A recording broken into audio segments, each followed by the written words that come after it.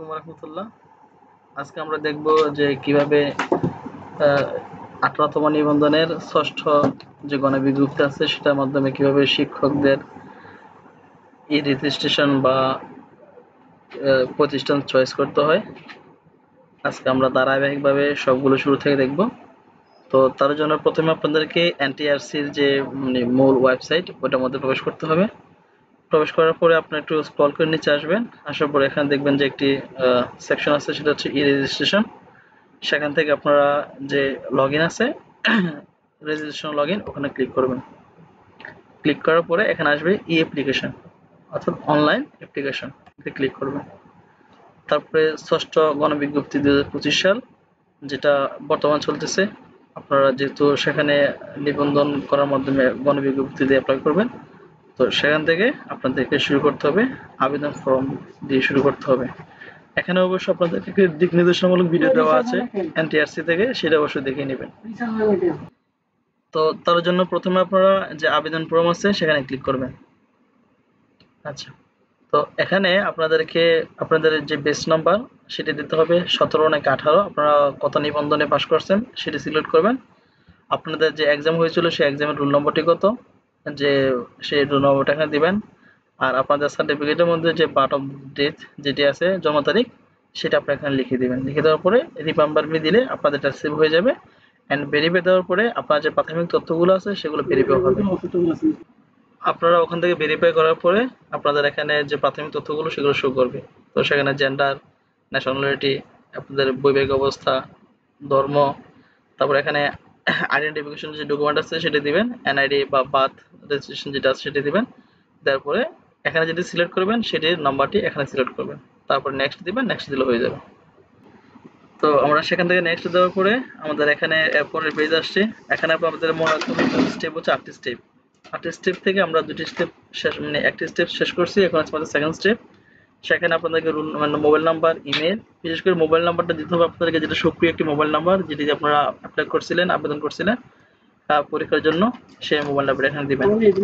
আর সব থেকে গুরুত্বপূর্ণ বিষয় হচ্ছে এখানে আপনাদের জন্য গুরুত্বপূর্ণ বিষয় হচ্ছে প্রেজেন্ট অ্যাড্রেস। আপনারা বিশেষ করে আপনারা যে এরিয়াতে চাকরি পেতে ইচ্ছুক সেই এরিয়ার আশেপাশে নিকটবর্তী কোনো একটা প্রেজেন্ট অ্যাড্রেস দিবেন, যেটা খুব গুরুত্বপূর্ণ। আর বাকি যেগুলো আছে পার্মানেন্ট অ্যাড্রেস তো আপনারা দিবেন, যেটা আপনাদের স্থায়ী ঠিকানা সেটি। সবকিছু ফিল আপ করার পরে নেক্সট ক্লিক করবেন। তো আপনারা আপনাদের প্রেজেন্ট এবং পার্মানেন্ট অ্যাড্রেস সিলেক্ট করার পরে আপনাদেরকে দিবে পুলিশ ভেরিফিকেশন করার জন্য আপনাদের যে এরিয়াটা আপনারা সেটা সিলেক্ট করবেন। যেমন আপনার যদি পার্মানেন্ট অ্যাড্রেস আপনার কুমিল্লা হয়ে থাকে, তো পুলিশ ভেরিফিকেশনের জন্য আপনি কুমিল্লা যে এরিয়াটা আছে সেটা সিলেক্ট করবেন। যেমন এখানে ডিভিশন আছে, ডিভিশন চট্টগ্রাম দিবেন। আর ডিস্ট্রিক্ট হচ্ছে আপনার কুমিল্লা, সেখান থেকে কুমিল্লা ডিস্ট্রিক্ট দিবেন। আপনার যেটা থানা, আপনার সেখান থেকে আপনার থানাটা সিলেক্ট করে নেবেন, তারপরে নেক্সট দিবেন। আপনাদের পুলিশ ভেরিফিকেশনের যে ফর্মটি সেটি ফিল আপ করার পরে যখন আপনারা নেক্সট দিবেন, তখন আপনাদের কাছে এটি আসবে। অর্থাৎ এখানে আপনারা আপনাদের যে কাঙ্ক্ষিত যে প্রতিষ্ঠানগুলো চয়েস দেওয়ার, আপনারা সেখান থেকে প্রতিষ্ঠানগুলো চয়েস দিতে পারবেন। তো আমি যাটি করতেছি ওনাটি হচ্ছে যে কম্পিউটার সায়েন্সের। আপনাদের হয়তো আপনাদের যে বিষয় থাকবে সেই বিষয়ের নাম থাকবে এখানে, এবং বিষয় কোড এখানে দেওয়া থাকবে। তারপরে আপনারা সেখান থেকে আপনাদের যে প্রতিষ্ঠানগুলো সেগুলো খুঁজে খুঁজে বের করবেন।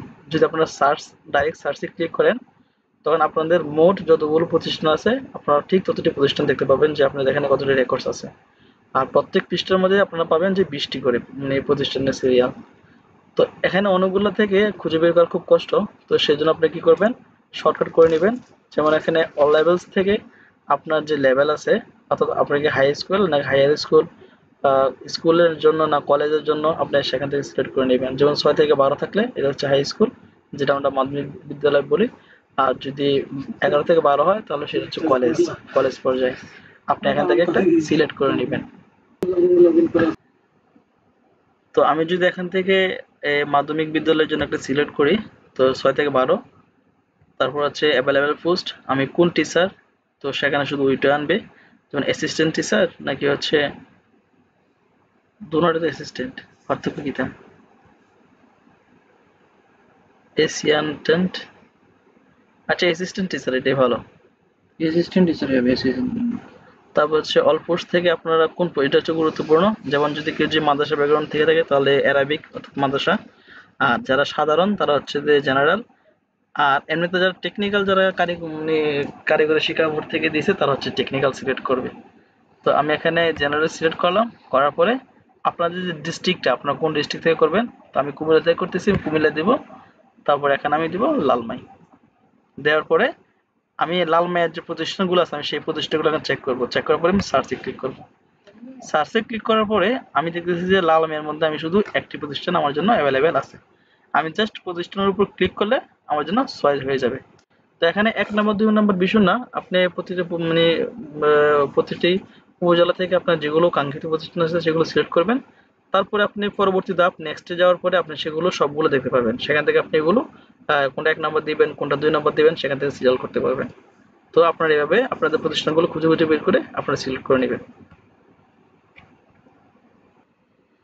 আপনাদেরকে যখন আপনাদের যে প্রতিষ্ঠানগুলো চয়েস করবেন, যদি 40টা চয়েস হয়ে যায় এরকম করে টিক মার্ক আসবে যেগুলো চয়েস করবে। তো চয়েস করার পর যদি আপনাদের 40টা পূর্ণ হয়ে যায়, তারপরে যেমন আমি যদি এটা চয়েস করতে যাই আগানোগা, ক্লিক করার সঙ্গে সঙ্গে তারা আমাকে একটা অ্যারো চিহ্ন দেখাবে যে আমার 40টা অলরেডি সিলেক্ট হয়ে গেছে, অর্থাৎ আমি এখন আর সিলেক্ট করতে পারবো না। তো আমি এখন কি করব, আমাকে নেক্সট যে স্টেপ আছে সেখানে যেতে হবে, তার জন্য আমি কি করব, নেক্সট বাটনে ক্লিক করব। ইয়েগুলো তো নেক্সট বাটনে ক্লিক করার পরে আমাদেরকে এখানে সবগুলো প্রতিষ্ঠান দেখাবে আমরা যে 40টা প্রতিষ্ঠান সিলেক্ট করেছিলাম। তো এগুলো হচ্ছে আপনার কাছে সব এলোমেলো, আপনি যেটা ১ নাম্বার দিতে চান আপনি সেখান থেকে ড্রাগ এন্ড ড্রপ করে সেটাকে ১ নাম্বার নিয়ে যাবেন। যেমন ধরেন আমি যদি দিদারকে ১ নাম্বার রাখতে এই কোনটাকে, যেমন ধরেন আমি জালাল মেমোরিয়াল যেটা আছে আমি সেটাকে এখন ১ নাম্বার রাখবো। তো আপনি কি করবেন, সিম্পলি এই যে আপার অ্যারো কি আছে আপনি সেটা ক্লিক করবেন। ক্লিক করলে সেটা উপর দিকে চলে যাবে, যেমন ৬ থেকে ৫ চলে আসছে, আবার ক্লিক করলে ৪ চলে যাবে। এটা হচ্ছে একটা প্রসেস। আবার হচ্ছে আপনি মাউসের লেফট বাটন ধরে চাপ দিয়ে ধরে আপনি উপর দিয়ে নিয়ে যেতে পারবেন। যেমন চাপ দিয়ে ধরলাম, ধরে ১ নম্বরে এনে ছেড়ে দিলাম, এটা ১ নম্বরে চলে আসছে। এখন আমি ৫ নম্বর যদি ২ নম্বর নিতে চাই, ৫ নম্বর চাপ দিয়ে ধরবো, ধরে এটাকে আমি ২ নম্বর নিয়ে ছেড়ে দেবো, চলে যাবে ২ নম্বরে। এভাবে করে এখানে ৪০টা আছে, আপনার পছন্দ মতো সিরিয়াল করবেন। সিরিয়াল করার পরে নেক্সটে ক্লিক করবেন, তারপর আমাদের সেকেন্ড প্রসেস শুরু হবে। প্রতিষ্ঠান চয়েস দেওয়ার পরে আপনারা সবগুলোকে আপনার পছন্দ মতো করে তালিকাবদ্ধ করবেন ১ থেকে ৪০ পর্যন্ত, যেটা আপনার সুবিধা হয় সেটাকে ১ নম্বর ২ নম্বর দিবেন ড্র্যাগ এন্ড ড্রপ করে, যেটা আপনাদেরকে দেখানো হয়েছে সেভাবে। যদি সম্পূর্ণ হয় তারপর আপনারা নেক্সট বাটনে ক্লিক করবেন। এ, আপনারা নেক্সট দেওয়ার পরে আপনাদের কাছে আসবে স্টেপ নাম্বার 6। তো এখানে আপনাদেরকে বলা হয়েছে যে আপনারা যদি আপনার যে তালিকাবদ্ধ ৪০টি স্কুল প্রতিষ্ঠান দিয়েছেন সেই ৪০টি প্রতিষ্ঠানের বাহিরে কোনো প্রতিষ্ঠানে আপনি চাকরি করতে ইচ্ছুক কিনা। আপনি যদি মনে করেন যে ৪০টি দিচ্ছেন সে ৪০টি যদি আপনার না আসে, তখন আপনাকে সেখান থেকে বাইর হয়ে এনটিআরসি আপনাকে যে কোনো একটা প্রতিষ্ঠানে প্রেরণ করবে শিক্ষকতা করার জন্য। তো আপনি যদি সেটা এগ্রি হয়ে থাকেন তাহলে ইয়েস আই এগ্রি দিবেন, আর যদি না হয়ে থাকেন তাহলে yes no I don't agree দিয়ে নেক্সট করে দিবেন। যদি আপনি তালিকা বহির্ভূত অন্য প্রতিষ্ঠান চাকরি করতে ইচ্ছুক হয়ে থাকেন তাহলে ইয়েস আই এগ্রি দিলে আপনার কাছে অনেকগুলো অপশন আসবে। সেখান থেকে আপনি আপনার যে ক্যাটাগরি আছে সেই ক্যাটাগরি ভিত্তিক first preference, second preference, third preference পর্যন্ত আসতে পারে। তো আপনি সেখান থেকে আপনার ক্যাটাগরিটা সিলেক্ট করে নেবেন, যে মাদ্রাসা আছে, জেনারেল আছে বা টেকনিক্যাল থাকতে পারে। থাকার পরে এটাকে নেক্সট করে দিবেন। নেক্সট দেওয়ার পরে এখন হচ্ছে আপনাদের ফাইনাল যে স্টেপগুলো সেগুলো হচ্ছে ফটো এবং সিগনেচার।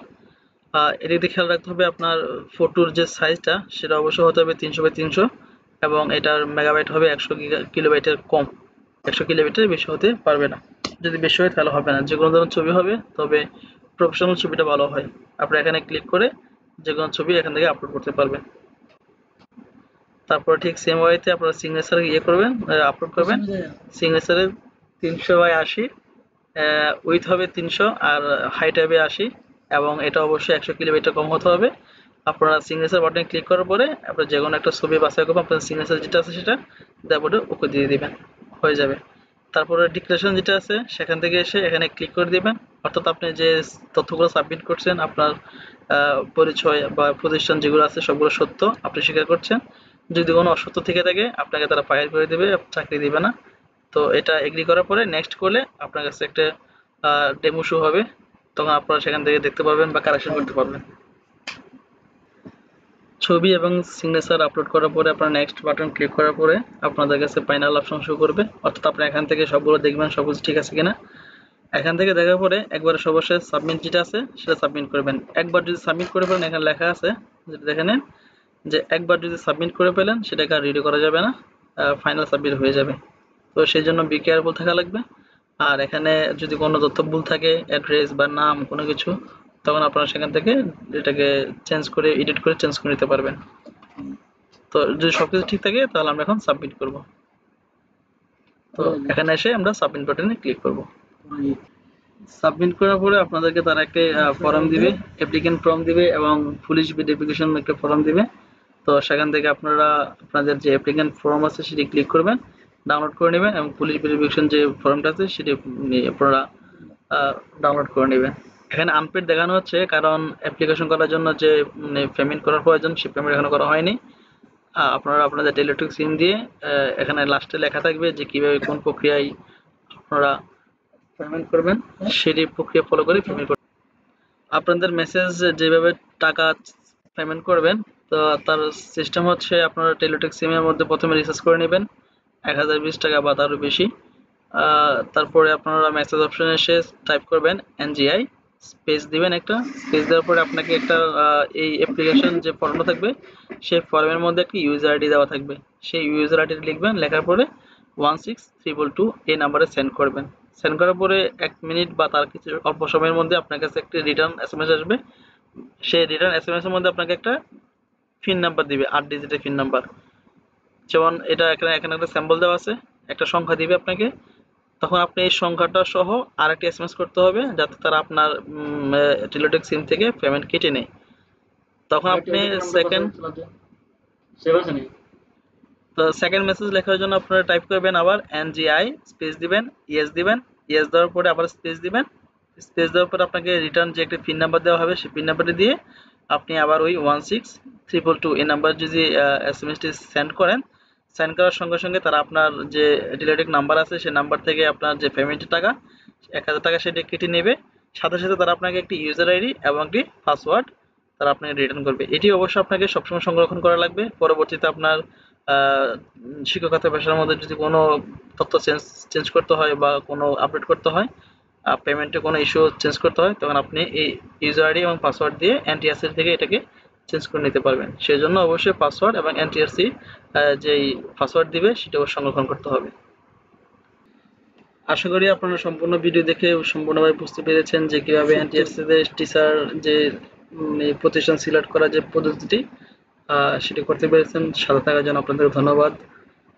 আপনাদের প্রত্যেকের জন্য শুভকামনা রইল। আসসালামু আলাইকুম।